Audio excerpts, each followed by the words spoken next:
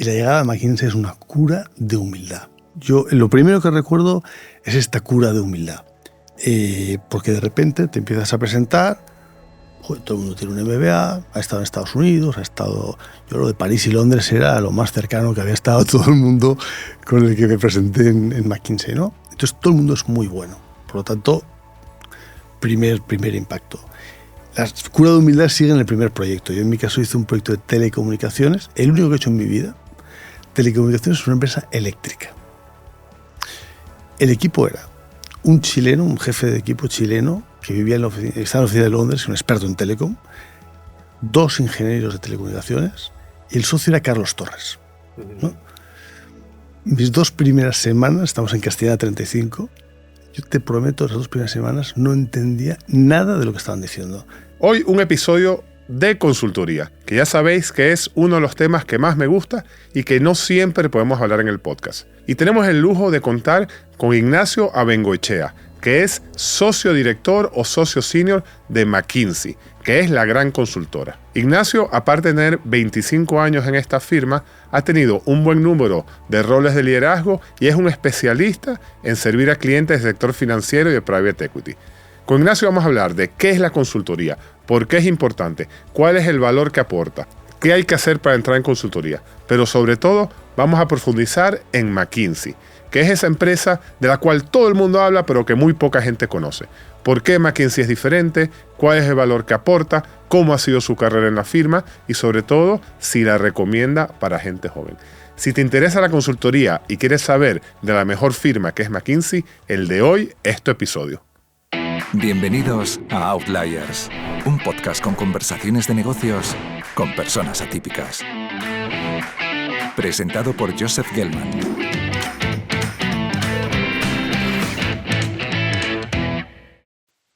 ¿Qué tal, Nacho? ¿Cómo estás? ¿Qué tal, José? Buenas tardes. Bienvenido. Muchas gracias. Pues gracias a los McKinsey por animarse a seguir viniendo al podcast. No, gracias por invitarnos. Muy bien. Oye, Nacho, este episodio queríamos hablar como una clase de consultoría para desmontar mitos y entender en profundidad. Entonces, lo primero es una pregunta básica. ¿Qué hace una consultora? Bueno, vamos a ver, yo creo que hay diferentes tipos de consultoras y cada una tiene una propuesta de valor un poco distinta, pero en esencia, el objetivo siempre es el mismo, que es ayudar a las empresas a mejorar su desempeño económico, mejorar su posición competitiva, su capacidad de innovación, etcétera, ¿no? La pregunta es cómo se hace eso, y yo creo que eso evolucionó mucho en el tiempo. Cuando tú y yo empezamos, la consultoría era eso, era una consulta. Te llegaba un directivo de una empresa y te formulaba un problema, ¿no? Una cuestión, una pregunta que tenía. Nosotros nos íbamos y hacíamos lo que se llamaban estudios. No eran proyectos, eran estudios. Se analizaba y al cabo de unas semanas, unos meses, se daba una solución, bueno, pues esperando que esa compañía pudiera beneficiarse de ese consejo, ¿no? Hoy en día no. Hoy en día las consultoras trabajan de la mano de los clientes, codo con codo, co-crean las soluciones y van ya hasta la implantación. Por lo tanto, ha habido un viaje de asesoría, de consulta a socios de impacto. Ok, pero ¿y por qué los ejecutivos necesitan estos socios de impacto? Pues se supone que a mí me contratan, yo ya trabajo en M&A en una empresa, ¿no? Y haciendo integraciones y tal. Entonces, pues, oye, a mí me contrataron para hacer eso. Entonces, sin entrar en este caso en concreto, en general, estos trabajos no tendrían que hacerlo los directivos de las empresas. ¿Por qué hace falta consultores? Bueno, o sea, los equipos directivos son los responsables últimos de la gestión de las empresas y de su desempeño. Yo creo que eso es una obligación que no es delegable. Esa responsabilidad reside en ellos, ¿no? Lo que pasa es que hoy en día las organizaciones se mueven en sistemas. No me gusta nada la expresión ecosistema, pero bueno, son redes de organizaciones. Yo creo que ninguna empresa puede hoy en día pretender o aspirar a saberlo todo sobre todo, ¿no? Al revés. Yo creo que hay que ir a buscar la mejor información, cooperación, ya sea con proveedores, ya sea con clientes, y ahí es donde las consultoras creo que tenemos un papel. ¿Cómo? Pues aportando expertise, ya sectorial, ya sea funcional, aportando una visión internacional. Yo siempre digo que es muy difícil, cualquiera que sea el problema que se plantee, es muy difícil que no haya una organización, una empresa en el mundo que no lo haya o resuelto o analizado, ¿no? Con lo cual ganas esa perspectiva internacional. Y luego creo que hay un último elemento que es fundamental y es la capacidad de crear skills en todas las organizaciones, ¿no? Hacer que esa compañía, ese equipo directivo sea mejor cuando acabe un proyecto que cuando lo empezó. Hay un mito, ya que hablabas de desmontar mitos, hay un mito que es que las empresas mejores no contratan consultores y las malas sí. Yo no estoy en absoluto de acuerdo, al revés. Yo creo que las mejores organizaciones son aquellas que son capaces de retarse a sí mismas y de contrastar perspectivas diferentes. O sea, yo entiendo que lo que tú estás diciendo es que las consultoras primero pueden ayudar porque a lo mejor es un área funcional que en la empresa no está en el día a día. No sé, por ejemplo, tenemos que hacer un rebranding. Pues oye, es muy posible que el directivo no lo haya hecho porque una empresa hace un rebranding una vez cada 15 años. En cambio, McKinsey puede haber hecho 25 y saben cómo hacerlo. Segundo, puede haber un tema sectorial, ¿no? Oye, estamos en el negocio financiero, queremos una perspectiva, entonces no, McKinsey ha trabajado con bancos en todo el mundo. Ok, y después comentabas que esto hace mejor al equipo directivo. Explícanos eso un poco más. Yo creo que el equipo directivo tiene la oportunidad de aprender de manera mucho más rápida, ¿no? Porque, como decías tú, hay expertos funcionales o sectoriales que te pueden aportar aprendizaje de otras organizaciones, igual a nivel internacional. Luego, si quieres, hablamos de McKinsey. Nosotros somos una organización bastante internacional y esos puntos de vista, en ocasiones, ellos no los tienen, ¿no? Entonces, esas capacidades que tú creas en la organización se quedan. Es decir, el proyecto termina, el consultor se va, en algún momento todos nos vamos de las compañías, pero ese saber se queda. Y esas redes de contactos permanecen también en el tiempo, lógicamente. Okay.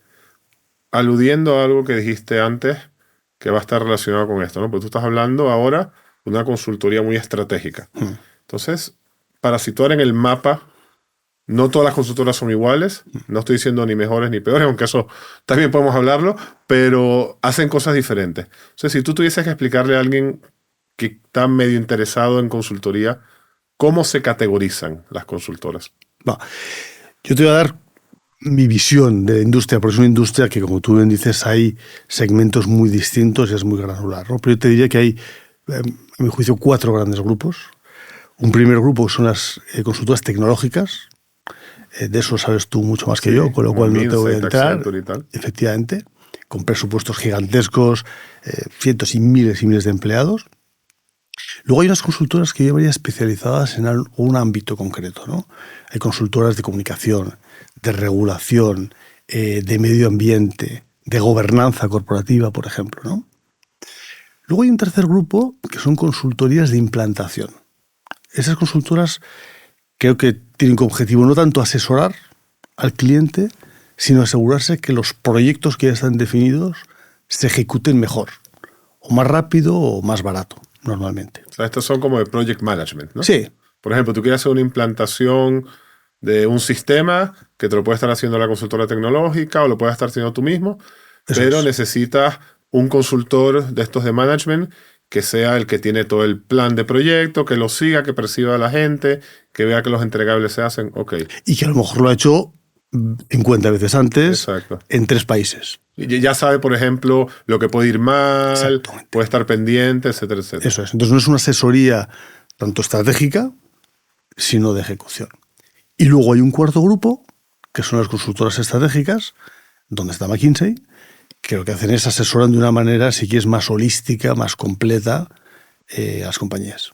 Pero en este grupo de las estratégicas o de las más de negocio, yo entiendo que hay como 3 que claramente destacan como las estrategias, ¿no? Son McKinsey, el Boston Consulting Group y Bain. Y después parece que hay como otra liga, ¿no? Los que llaman los Management Consultants, ¿no? O sea, las Big Four, Stan Deloitte. Entonces, ¿cómo en el espacio este de estrategia, cómo son diferentes estas estos tipos de consultoras, estos grupos de consultoras, ¿no? Que no sé si es así, ¿no? Yo estoy agrupando a McKinsey, Bain y BCG como en un grupo, después hay a lo mejor las Kearney, etcétera, Simon Kucher, no sé, en otro, y después están todas las Big Four. Sí. O sea, hacen todo lo mismo, son diferentes. Yo creo que es un poco diferente, ¿no? Yo creo que el primer grupo que dices es efectivamente consultoría estratégica pura, y eso es una asesoría holística, pues en todos los sectores, en todas las funciones, con mayor o menor nivel de profundidad, ¿no? Pero es una asesoría más completa, más estratégica, te diría más de comité de dirección, en ocasiones, ¿no? Y luego otras que han nombrado pues son un poco más específicas y tienen una parte de implantación con muchos más recursos, también con otro coste. O sea, suelen ser estas tres primeras que te comentaba, suelen tener fees más altos. E impacto más alto también. Impacto más alto, ok. Y trabajan con los CEO, ok. Oye, ¿por qué, para ilustrar esto, pues no nos cuentas un proyecto tipo de consultoría que tú hayas hecho que ilustre todo lo que hablamos de aportar valor, de que el cliente se sume, de que traen expertise que a lo mejor el cliente no tiene? Yo he hecho muchos proyectos, pero te voy a contar uno que estoy haciendo actualmente. De hecho, no es en España, es en América Latina, con un fondo de capital privado, un fondo de private equity. Es una gestora en Centroamérica muy exitosa, pero que opera únicamente en un grupo reducido de países, en 5 países, y que está especializada en un sector que es gran consumo, ¿no? Perdona, para que no sabe, un fondo de private equity es un fondo que se dedica a comprar empresas. Eso es. Para bien sea reflotarlas o hacerlas crecer y después venderlas. Eso es. Es un periodo de 4 o 5, como Bridgepoint, ¿no? Por ejemplo, que es el que ahora está en mi empresa que estoy trabajando. Pero bueno, porque alguien no sabe lo que es un private equity. Es una gestora que ha pedido dinero a los inversores. Ellos compran unas compañías durante unos 5 años aproximadamente, las venden y con el dinero que reciben se lo devuelven a los inversores esperando una rentabilidad importante, ¿no? Normalmente de un 15%, 16% o más, ¿no? Entonces, en este caso, ellos están especializados en 5 países, tienen un sector, y nuestro proyecto consiste en ayudarles a crecer internacionalmente. No vamos a hacer 5 países, vamos a hacer una docena de países. No vamos a hacer un solo sector, que es gran consumo, vamos a hacer 5 sectores. Ese viaje ellos lo podrían hacer contratando personas, instalando oficinas, les llevaría mucho tiempo, les llevaría años. Con nosotros lo que estamos haciendo es acelerar ese proceso. ¿Por qué? Porque nosotros tenemos oficinas en esos países, tenemos socios que conocen las economías, tenemos expertos sectoriales en esos sectores a los cuales ellos quieren acceder, que van más allá del gran consumo, de manera que les aportamos una serie de capacidades que un viaje que a lo mejor tarda en 3, 4, 5 años, lo pueden hacer fácilmente en 1 o 2 años. Okay, pero para entenderlo bien, tú lo que le estás diciendo es, por ejemplo, oye, me invento, tú no estás en Chile, pues oye, yo te recomiendo que vayas a Chile y en Chile yo montaría este tipo de estructura, yo iría a este tipo de empresas, no sé, imagino de commodities o lo que sea que salga. O sea, es una parte, si quieres, más estratégica. O tú también lo acompañas de la manera que lo ayudas a montarle la empresa ahí, haces interim manager, le contratas a un headhunter para que le busque a la gente. O sea, ¿en un momento para la asesoría o llega hasta montarles el negocio en este caso? No llegamos a montar el negocio, la parte legal, pero llegamos a decir, por ejemplo, mira, estas son las inversiones que te pueden interesar en Chile, estas son las compañías que en tu lugar pues yo miraría, yo analizaría este tipo de equipo directivo para contratar. En fin, este tipo de estructura. No llegamos a la creación, digamos, mercantil de la sociedad, pero todo lo que es el universo de inversión atractivo en Chile, por ejemplo, de hecho Chile es uno de los países que estamos mirando, sí que formaría parte del estudio, claro. Ok, entendido. Entonces, esto suena súper estratégico, ¿no? Entonces me lleva a mi siguiente pregunta. La consultoría es un tema de gente como tú, con mucha experiencia, que sabe mucho, porque dar recomendaciones a este private equity, que ya está en 5 países, así que sabrán bastante del tema, no será banal, ¿no? Entonces, ¿esto es un buen sitio para empezar la carrera o es un sitio más para gente que sabe? Bueno, yo creo que, a ver, primero te diré que yo no empecé mi carrera en consultoría. Yo empecé en banca y después de trabajar 5 o 6 años en un banco, entré en McKinsey, ¿no? Pero si ahora pensamos en gente joven, ¿no? Sí. O gente mucho más joven que yo, que quiere empezar una carrera profesional. Yo creo que la consultoría es un sitio muy interesante para empezar, porque por una parte te ayuda a pensar, a estructurar problemas. Por otra parte te da una exposición muy rápida a distintos sectores. Normalmente las consultoras, cuando eres junior, pues empiezas en un sector, luego haces otro, haces telecom, haces energía, haces banca, etcétera. Con lo cual, en un periodo de tiempo corto, aprendes de distintos sectores, de distintas empresas, ¿no? Y además tienes una curva de aprendizaje muy rápida. Yo creo que es un muy buen sitio para empezar. Hombre, a alguien, lógicamente, que le interese el mundo de los negocios y las empresas. Háblanos un poco de eso de estructurar problemas que pasaste así muy rápido, ¿no? Porque y a mí me parece que eso es algo que, aunque solo hagas consultoría 3 años y después te vaya a hacer otra cosa, ayuda, pero profundiza aquí un poco. Bueno, la mayoría de proyectos, aunque sean de naturaleza muy distinta y para clientes muy distinta, existe una metodología que cada una de estas firmas suele tener y lo aplica de manera más o menos disciplinada, ahí ya depende de cada casa, ¿no? Y que te establece una mecánica para resolver problemas, ¿no? O sea, los proyectos empiezan con lo que nosotros llamamos la definición del problema, el problem definition, los distintos frentes de trabajo. O sea, hay toda una mecánica que te lleva a plantear soluciones para problemas muy complejos. O sea, aquí piensa que la gente que te viene a preguntar, las cuestiones que se manejan, si llegan a un consultor, normalmente es porque es muy difícil. Entonces, esa manera de articular problemas te la llevas toda la vida. Yo conozco gente que se ha ido de McKinsey hace 20 años y que sigue pensando en la resolución de problemas tal y como lo hacía cuando estaba con nosotros. ¿Y eso te lo enseñan en McKinsey cuando tú entras? Sí, cuando entras y cuando vas haciendo proyectos, ¿eh? O sea, Okay, esto es on the job. con los años, sí. Ok. Sí. Bueno, como ya estamos aquí un poco convenciendo a la gente joven de que entre en consultoría, que yo siempre lo digo, ¿no? De hecho, a mí por el podcast, tenía un podcast también de consultoría que ya terminé, entonces me escribía mucha gente joven con este tipo de preguntas. ¿Cómo se entra en una consultora? Si quieres, cuéntanos un poco cómo es el proceso, o si quieres, puedes contarnos el de McKinsey, cómo es el proceso para entrar, y después un poco, si quieres, cómo debería ser la gente para ser exitosa en ese proceso. Pues yo te voy a hablar del proceso de McKinsey, que es el Sí. que conozco. Yo solo he trabajado en una Bueno, consultora. después todas más o menos se lo copian con mayor o menor Sí. exactitud, pero Sí. yo creo Sí. que se ha estandarizado de cierta manera. Sí, yo creo que sí. A ver, yo creo que son procesos en general bastante arreglados, ¿eh? Sí. O sea, en McKinsey tenemos 2 puntos de entrada principales. Uno es cuando acaban la carrera, que es el puesto de analista, y luego es cuando acaban un MBA, un doctorado, que es el puesto de asociado, que llamamos nosotros, ¿no?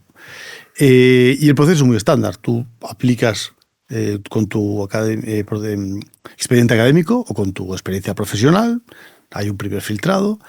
Ahora se hace un test, una simulación por ordenador. Yo te reconozco que no la he hecho, y no la he hecho por prudencia, no vaya a ser que me echen. Yo eso no he llegado a hacerlo. Si pasas ese test, esa simulación, hay una serie de entrevistas, 2, 3 rondas, depende, 4 o 5 entrevistas, y al final se toma una decisión sobre el candidato.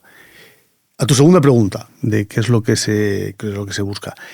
No son procesos donde se busca contenido. Es decir, si eres ingeniero de caminos, nadie te va a preguntar cómo se hace un puente ni un camino. Y si eres ingeniero civil, nadie te va a preguntar cómo se hace la carretera. Estas cosas no se hacen. Estamos buscando gente pues, que tenga iniciativa, que tenga capacidad de resolver problemas. En cada entrevista pues, se hace un caso de negocio, o 2, depende. Y personas pues, que tengan un cierto encaje personal con el trabajo que nosotros hacemos, ¿no? Consejos para esas personas que te llaman. Hombre, yo creo que el prepararse bien los casos es fundamental. Hoy en día hay muchísimas herramientas para preparar los casos en Internet, por ejemplo. Explícanos un poco mejor eso del caso, ¿no? Primero, danos un pequeño ejemplo de cómo sería un caso, el enunciado, ¿no? No resolverlo. Y también qué es lo que se busca, ¿no? Porque yo me acuerdo que una persona me decía, no, es que fui a una entrevista y me preguntaron cuántas cervezas se consumen en Madrid. Y bueno, pero es que yo decía, no importa cuántas cervezas se consumen en Madrid. Lo que importa es el proceso de cómo llegas a la respuesta, ¿no? Claro. Pero explícanos un poco. Bueno, el caso es una situación de negocio. Normalmente suele ser un proyecto. Los entrevistados solemos utilizar proyectos de verdad de manera muy simplificada, ¿no? Entonces explicas una situación determinada. Pues, por ejemplo, el cliente es una aerolínea que opera 5 rutas, que tiene una capacidad de los aviones del 60%, y me gustaría que me ayudaras a pensar palancas que puedo estudiar para ganar más dinero, ¿no? Para tener más beneficios. ¿Qué cosas se pueden hacer? Y entonces entabla una conversación verdaderamente entre el entrevistado y el entrevistador. El entrevistado hace preguntas, el otro responde y conjuntamente pues se llega a un resultado. Piensa que un caso dura más o menos pues una media hora aproximadamente. O sea, que lo importante aquí realmente es que yo te haga preguntas o que el entrevistado te haga preguntas para poder estructurar, ¿no? Exacto. Entonces, por ejemplo, yo me imagino en estos casos, típico caso de, oye, hay un negocio que está en problemas, pues Eso tú es. antes de irte a decir, pues tiene que vender más, no, pues tendrías que preguntar, bueno, ¿y han aumentado las ventas? ¿Han aumentado los gastos? Y ir haciendo esas preguntas para entender por dónde van los problemas, ¿no? Exacto, es más, lo que interesa es más ver cómo piensa el candidato que la solución concreta. Por eso nosotros intentamos evitar lo que llamamos las preguntas capciosas, ¿no? Sí. Como decías tú, ¿no? Eso, bueno, ¿cuántas pelotas de golf hay en Málaga, ¿no? Pues intentamos hacer casos más de negocio, donde se presta mucho más pues a discurrir conjuntamente y a estructurar los problemas. Ok. Entonces, y una vez que una persona entre en McKinsey, ¿cómo sería la carrera? Porque tú hablaste ahora mucho de estas primeras entrevistas y donde se ve que lo que se busca es lo que se llama el problem solving, ¿no? La capacidad de aprender a estructurar y resolver problemas. Pero imagino que hay una evolución, ¿no? Con la carrera.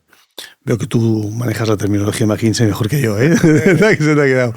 Sí, la carrera está muy reglada, está muy establecida, ¿no? O sea, tú entras de analista, es un programa de 2, a veces son 3 años. Al cabo de esos 3 años hay 3 opciones fundamentales. Una es irte a un MBA, que en la mayoría de casos lo paga McKinsey. Esta es la opción, yo te diría, mayoritaria. Esto es lo que la gente suele elegir. Y van a MBAs muy buenos, en Estados Unidos y en Europa. La segunda opción es estar un año, lo que nosotros llamamos el third year. Te vas a una compañía, normalmente suelen ser clientes nuestros, y tienes una experiencia de un año en una corporación, en un banco, y luego vuelves a McKinsey. Y la tercera opción, en casos un poco excepcionales, gente que quiere seguir en McKinsey, pues pasar al siguiente nivel, que es asociado. Y luego los siguientes niveles es asociado, 2 años, jefe de equipo. Para mí esa es una parte preciosa de la profesión. Yo siempre digo que al que le gusta la consultoría, de verdad, el rol de jefe de equipo es imbatible. ¿Cómo es diferente ese rol? Explícanos un poco qué cambia. Es un rol imbatible, Joseph, porque tú manejas el problem solving de todo el estudio y tienes aquí un triángulo, como te digo, que es imbatible, ¿no? Por una parte tienes el manejo del cliente, la interacción con los clientes. Tú eres el jefe del equipo de McKinsey. Por otra parte tienes los socios, a los cuales reportas. Hombre, y lógicamente los socios dirigen el estudio, no puede ser de otra manera, pero bueno, tienes que reportar un poco a los jefes cómo van las cosas. Y luego tienes el tercer pilar, que es el equipo.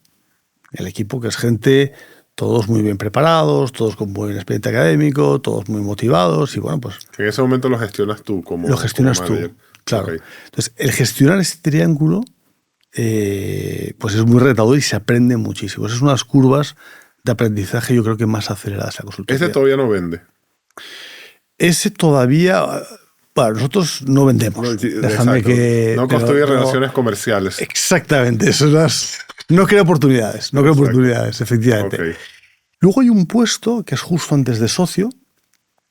Es un puesto mixto. O sea, por una parte estás aprendiendo a cómo ser socio, pero sigues teniendo responsabilidades de manejo de equipos. Y luego ya están los socios. En nuestro caso, cada consultora lo tiene organizado de una manera diferente.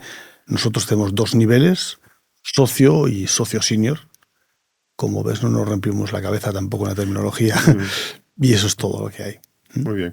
¿Cuánto es una carrera usualmente desde asociado, que es la entrada post-MBA, hasta que llegas a socio? ¿Cuántos años deberían ser? Pues suelen ser 6, 7 años, a veces un poco menos.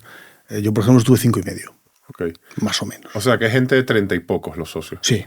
Y después, una vez que eres socio, que son 6 años más hasta socio senior. Exactamente.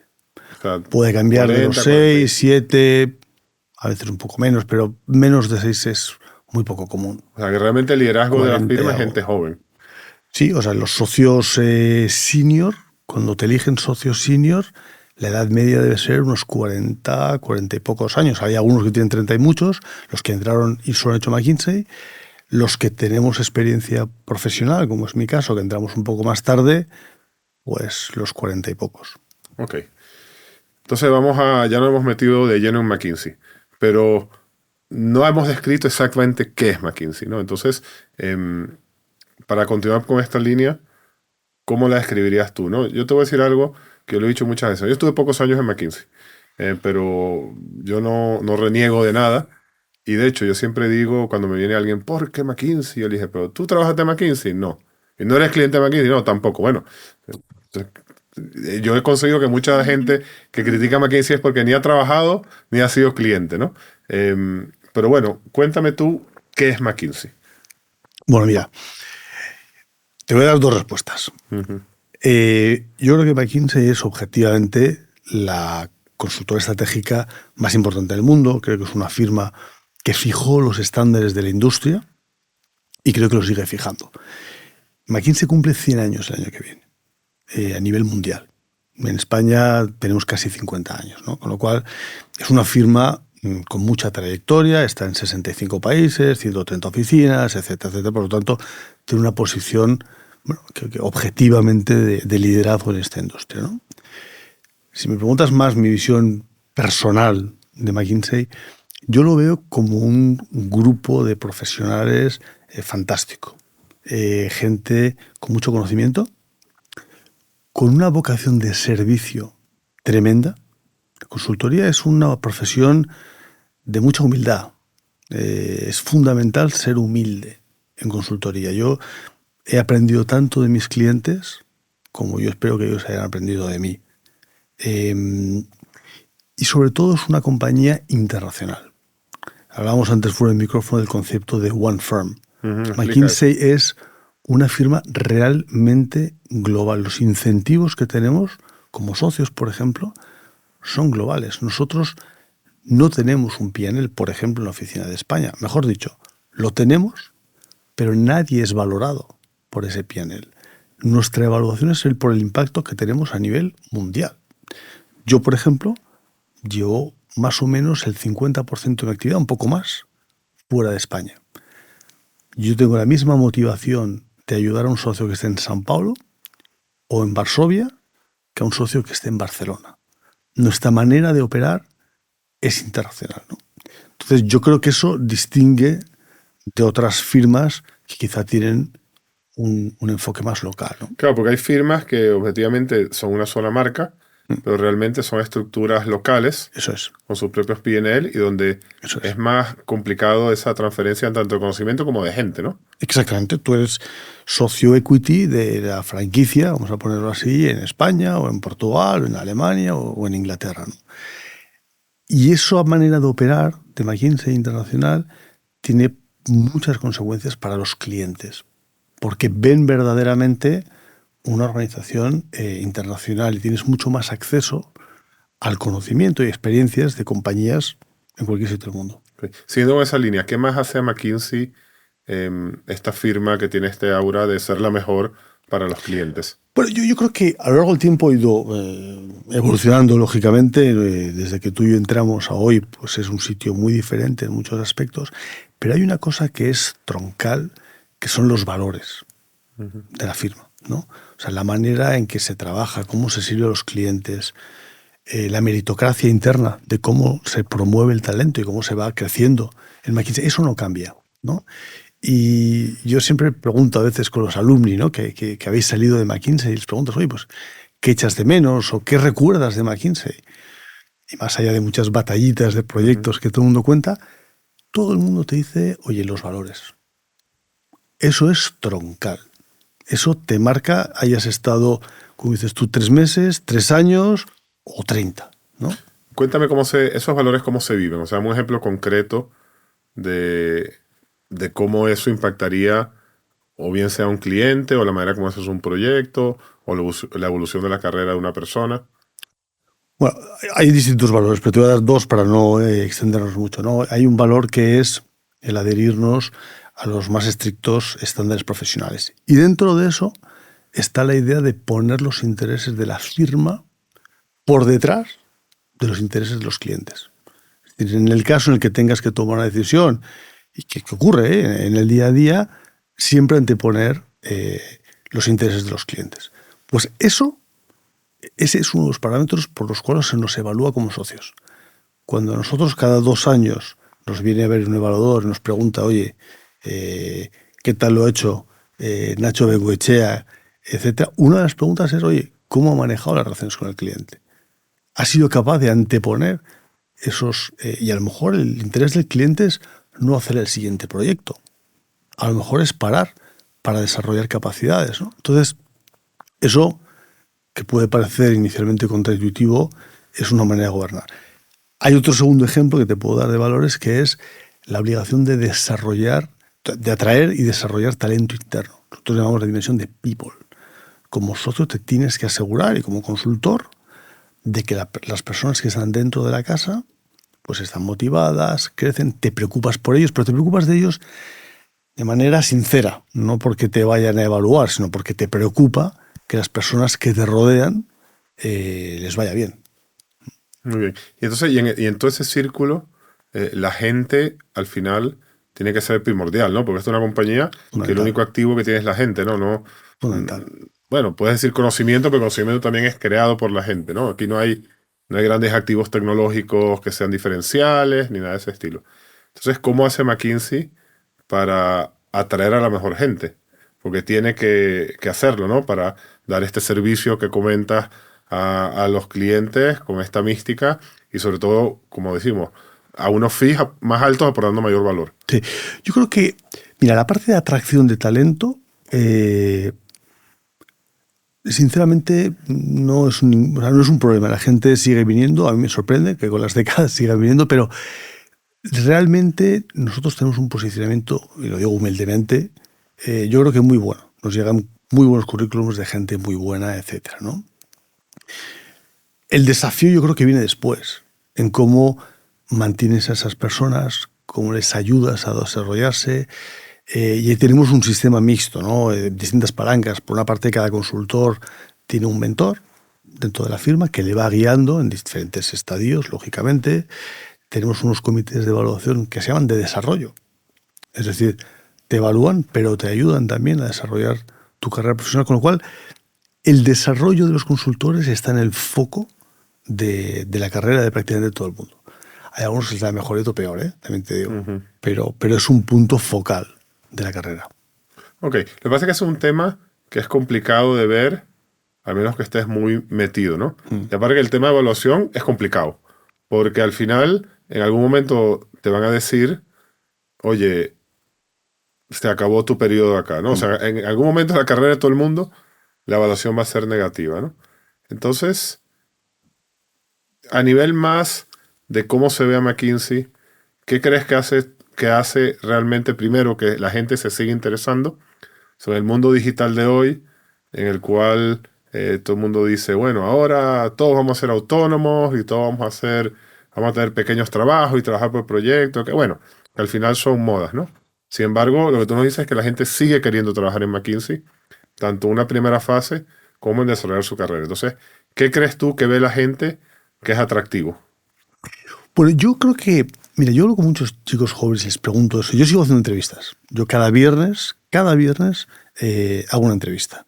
Y eso pues me permite estar, claro, van pasando los años, ¿no? Ahora he entrevistado a candidatos que son como mis hijos, más o menos, de edad. Y yo les pregunto, en cada entrevista les pregunto eso. Oye, ¿tú por qué estás con nosotros? ¿Por qué te quieres entrevistar? Muchas veces, Joseph, es porque conocen a alguien. Uh-huh. Muchas veces, pues tengo una persona que acabó la carrera hace 2 años, lo conozco y, oye, pues me habla muy bien de vosotros, ¿no? Yo creo que hay, más allá de la marca, la sensación, la mística, ¿no? Que dices tú de McKinsey, muchos de estos jóvenes conocen a consultores, personas con nombre y apellido, ¿no? Y creo que hay un efecto boca a boca que hace que sigan pues mandando currículum, ¿no? Muy bien.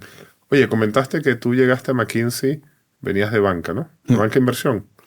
Sí, trabaja en gestión de activos, en asset management. Sí. Muy bien. Pero claro, nosotros, bueno, yo por lo menos he sido consultor toda la vida. A veces me burlo de los banqueros, ¿no? Entonces yo digo, bueno, si tú quieres ser rico, vete a hacer banca. Pero claro, es una carrera pues que intelectualmente no es muy potente, ¿no? Un poco caricaturizando, ¿verdad? Si tú quieres el reto intelectual y los temas difíciles, pues te metes en consultoría, ¿no? Entonces, ¿cómo fue ese paso tuyo de banca a consultoría? ¿Por qué? ¿Qué te llamó la atención? Pues mira, yo entré en esto por casualidad. Yo estaba en gestión de activos yo acabé la carrera en Francia y empecé a trabajar en un banco francés en gestión de activos. Estuve 5 años en París. Me encantó. Yo quería seguir en ese mundo y para seguir formándome, pues me fui a Inglaterra a estudiar un máster en finanzas en LBS. Y yo estaba totalmente convencido de seguir. De hecho, tenía una oferta de un banco para seguir en gestión de activos. Pero se cruzó McKinsey por en medio porque en aquella época, hace 25 años, se estaba montando en Europa la práctica de corporate finance. Me acuerdo. ¿Te acuerdas? Que tú ¿Cómo se llamaba el socio que llevaba eso en esa época? Paco Lamas. Paco Lamas, exacto. Paco Lamas. Un personaje aparte. Al cual saludo si nos ve en algún momento. Le tengo mucho cariño. Yo estoy en McKinsey por 2 personas. Por Paco Lamas, que era el socio que estaba montando la práctica de corporate finance, y por Tomás Calleja, que estuvo contigo también aquí, y que fue el que me avisó. Me dijo, oye, estamos montando, él ya era socio en aquel momento, estamos montando esta práctica en Europa y estamos buscando perfiles financieros. Y ahí entramos, pues, consultores que vemos de banca de inversión, de asset management, de la función financiera, etc. Y yo entré con ese ángulo, pues, más financiero que consultor. Ok. Y cuando tú llegas a McKinsey, porque claro, aquello tiene sus propios códigos, manera de hablar, manera de hacer documentos, manera de hacer análisis, inclusive manera de vestir. A mí una vez me cogió Pedro Mateache y me dijo, Joseph, tu camisa es un azul muy oscuro. O sea, no era como la tuya, era un poco más oscura, ¿no? Que eso me imagino que ya habrá cambiado, ¿no? Pero es una ilustración. Entonces, cuando tú llegas ahí y ves todo aquello, ¿cómo fue tu entrada? Yo entré con mucha ilusión, ¿no? La típica, el glamour de la consultoría estratégica, la mística de McKinsey, entras con toda ilusión, ¿no? Y entras también, pues a veces a lo mejor un poco subido, ¿no? Yo he estado en París, he estado en Londres, bueno, yo había hecho cosas que consideraba interesantes, ¿no? Y la llegada a McKinsey es una cura de humildad. Yo lo primero que recuerdo es esta cura de humildad, porque de repente te empiezas a presentar. Joder, todo el mundo tiene un MBA, ha estado en Estados Unidos, yo lo de París y Londres era lo más cercano que había estado todo el mundo con el que me presenté en McKinsey, ¿no? Entonces todo el mundo es muy bueno. Por lo tanto, primer impacto. La cura de humildad sigue en el primer proyecto. Yo en mi caso hice un proyecto de telecomunicaciones, el único que he hecho en mi vida. Telecomunicaciones es una empresa eléctrica. El equipo era un chileno, un jefe de equipo chileno, que vivía estaba en la oficina de Londres, un experto en telecom, 2 ingenieros de telecomunicaciones, y el socio era Carlos Torres. ¿No? Mis 2 primeras semanas, estamos en Castellana 35, yo te prometo, las 2 primeras semanas no entendía nada de lo que estaban diciendo. Yo pensé que había habido un malentendido, ¿no? Todos siglas, tal, no sé qué. Y me acuerdo que una de estas veces que me vieron una cara de póker, me acuerdo que Carlos Torres me dijo, no, tú tranquilo, que tú vas a hacer la valoración. Como diciendo, tú vas a hacer lo más fácil, que a mí me parecía lo más difícil. Pero bueno, entonces, una cura de humildad. Y luego lo segundo que me llamó muchísimo la atención fue la rapidez con la cual la gente coge esos códigos que dices. Mira, a los 3 meses de estar en McKinsey, a los 3 meses de entrar, me enviaron a un training en Suiza, una estación en Bad Ragaz, me acuerdo perfectamente. Y había consultores de toda Europa que iban, pues como yo, 3 meses, 4, 6 meses. Cada uno venía de un background diferente. Oye, al cabo de los 4 meses, todo el mundo hacía documentos de la misma manera. Hablaba con las mismas palabrejas. Estructuraba los problemas. Y pensaba, oye, llevamos nada en McKinsey. Y rápidamente se adquieren esos códigos de comportamiento que dices, ¿no? ¿Y cómo esos códigos, cómo se garantiza que se siguen, pero al mismo tiempo que la gente sigue siendo creativa, sigue desarrollando problemas, ¿no? Porque el riesgo podría ser que al final todo el mundo diga las mismas respuestas. ¿A cómo se balancea esos 2 temas? Bueno, yo creo que aquí nosotros tenemos también una regla, digamos, de gobernanza interna, que es la obligación a disentir. No es el derecho a disentir. Estás obligado a disentir si tú ves las cosas de manera diferente, y eso se valora y se premia, ¿no? Con lo cual hay mucho debate interno, hay mucha discusión, hay puntos de vista muy distintos. Suele ser gente, tú los conoces bien, con opiniones fuertes, ¿no? Con lo cual yo creo que ese riesgo de debate interno no creo que se vaya a perder. También es cierto que ese McKinsey, que hace unos años era mucho más endogámico, que se nutría de consultores que iban creciendo internamente, ahora también se nutre de fichajes de fuera.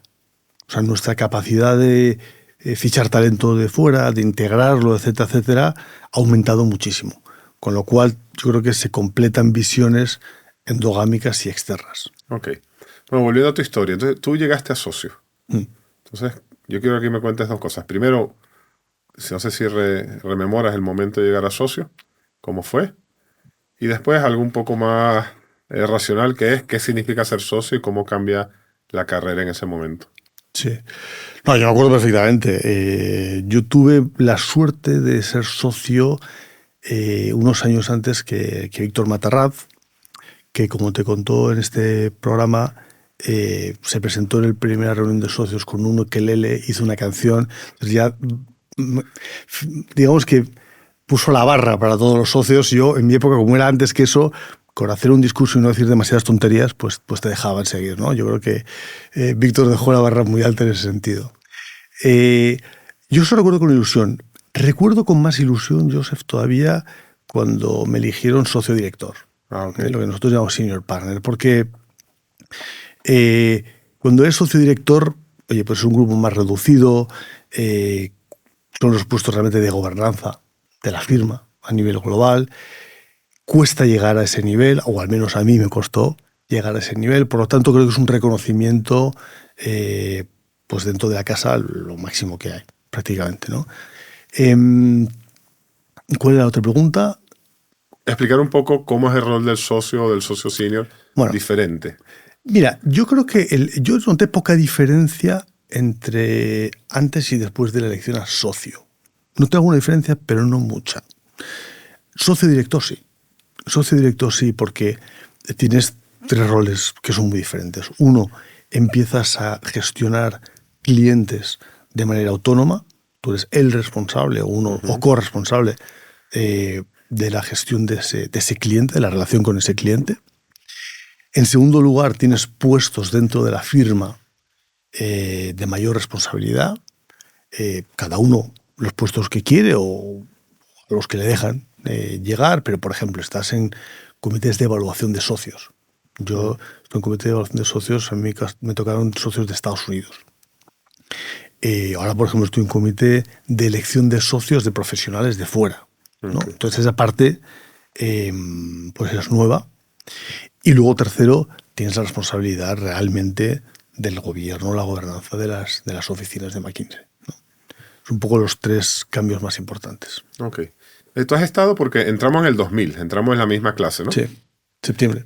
Entonces, tú has estado 25 años en McKinsey. Ahora 25, sí. No es usual, ¿no?, estar 25 años en McKinsey. No es muy usual, ¿no? Vale. ¿Por qué no es usual? Cuéntanos un poco ese concepto de up or out, cómo va la carrera y qué sucede con la gente cuando sale. No sé si salen bravos porque les dicen que ya no va a progresar o cómo se ubican. Bueno, yo creo que aquí hay distintas salidas, ¿no? O sea, en primer lugar, hay personas que vienen a McKinsey o a la consultoría para estar unos años.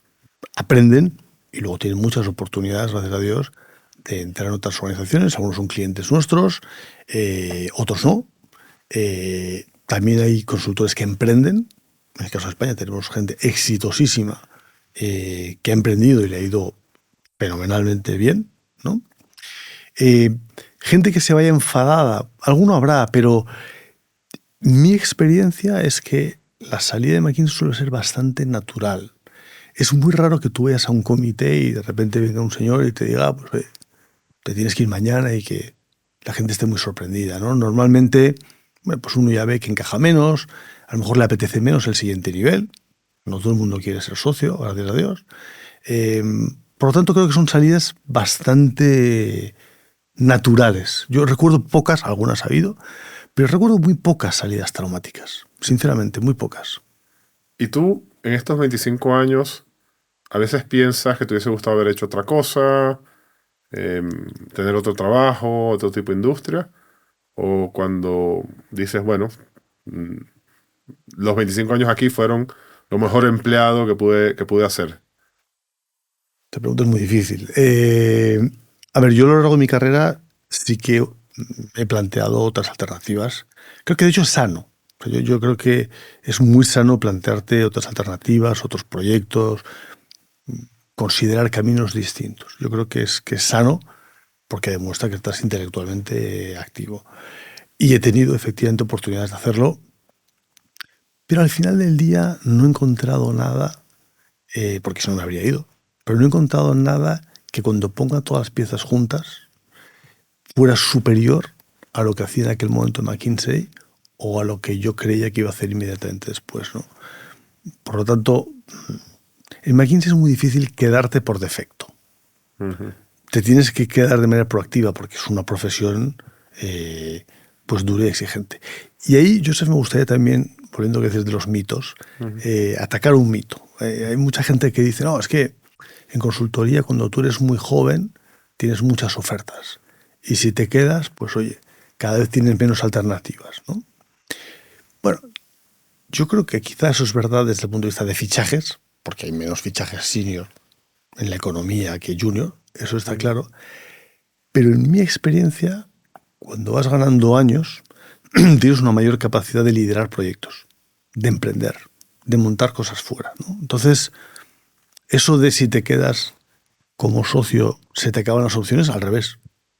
En mi caso, al menos, mi experiencia es la contraria, de hecho. ¿Cuáles eran esas cosas que como ponías en la balanza y te surgían oportunidades, hacías que te decantases por quedarte en McKinsey? Yo creo que había tres. La primera es independencia.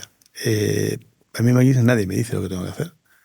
Otra cosa es que cada 2 años viene un señor de muy lejos y pregunta, bueno, ¿y usted qué ha hecho?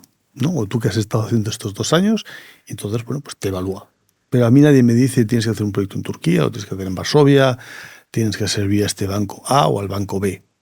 Nadie me lo dice, ¿no? Entonces, esa capacidad de hacer lo que yo quiera, lo que nosotros llamamos pomposamente make your own McKinsey, yo a eso le he dado siempre muchísimo, muchísimo valor.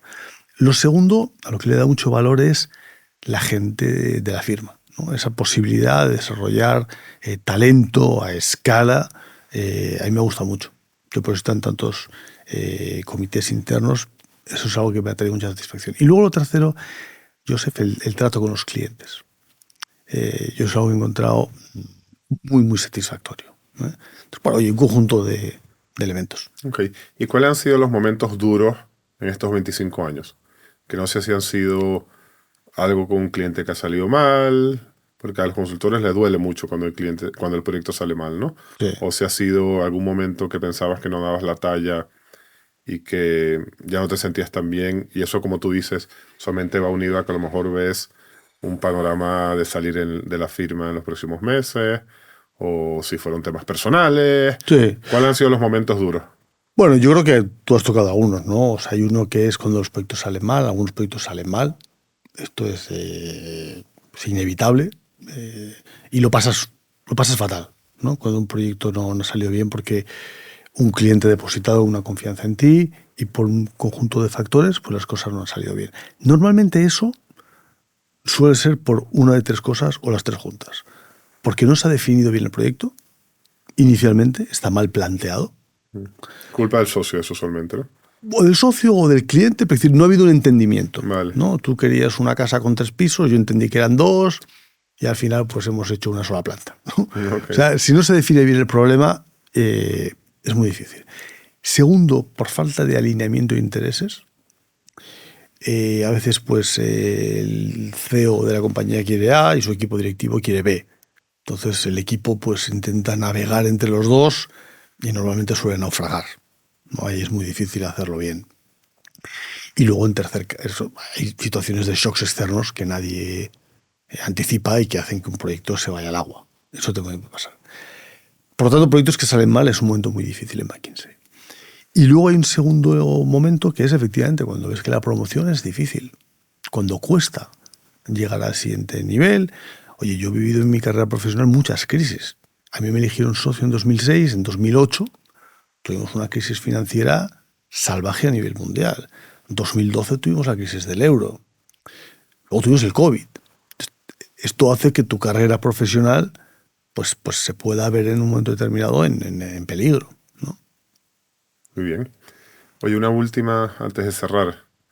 Con todo esto que nos has contado sobre consultoría y sobre McKinsey específicamente, tú, a tus hijos, a tus sobrinos que están en edad de empezar la carrera y que están interesados en el mundo empresarial, ¿les recomendarías o los animarías a que tratasen de entrar en McKinsey o lo ves muy duro y mejor que tengan otro tipo de vida? Pues todos los hijos ya sabes cómo es, ¿no? Basta que recomiendes una cosa para que hagas la contraria. Pero yo sí que lo recomendaría. Yo en mi caso no creo que... Bueno, no sé si va a suceder o no. Yo tengo 4 hijos y creo que tienen otros intereses. Pero son jóvenes todavía. Pero a los chicos jóvenes yo sí que lo recomiendo. Me parece, insisto, si te gusta el mundo de los negocios y de las empresas, creo que es una muy buena manera de empezar tu carrera profesional. Insisto, te digo yo que no empecé así mi carrera profesional. Oye, Nacho, mil gracias por venir al podcast. A ti, Joseph, un placer. Y por contarnos aquí transparentemente sobre consultoría y sobre McKinsey. Un verdadero placer. Bueno, ya me vais a tener que hacer ¿cómo se llama? El entrevistador oficial de McKinsey. Desde luego. Porque no, os agradezco la confianza porque sé que no os ponéis así con comodidad detrás de un micrófono. Así que muchas gracias por venir tú después de que vino Tomás. Muchísimas gracias. Tienes razón, no somos perfiles muy mediáticos en general. Muy bien, gracias. Oye, para terminar, tú indudablemente has tenido una carrera exitosa. Si tú piensas en ese éxito, ¿tú crees que se debe a que tú tienes un talento innato, a que has trabajado muy duro o has tenido suerte? Bueno, yo te diré que trabajar duro he trabajado muy duro. Y sigo trabajando muy duro en consultoría, a diferencia de, hablabas tú, por ejemplo, de banca de inversión, otras industrias, no dejas de trabajar por senior que seas o años que pases. Sigues trabajando muy duro, con lo cual eso seguro. Suerte, pues seguro que he tenido un poco de suerte. Yo creo que nadie tiene una carrera profesional exitosa si no tiene algo de suerte. Y yo, en mi caso, te diría también que he tenido ayuda de muchas personas. En esta casa es imposible progresar si no te ayudan los mayores. Y yo tuve mis mayores, y tú has nombrado algunos. Paco Lamas pues fue uno en su momento. Tomás Calleja, sin él pues no habría estado en McKinsey. Juan Hoyos, que fue el responsable de la oficina durante muchos años. Bueno, y otros también, ¿no? Una mezcla de las tres cosas.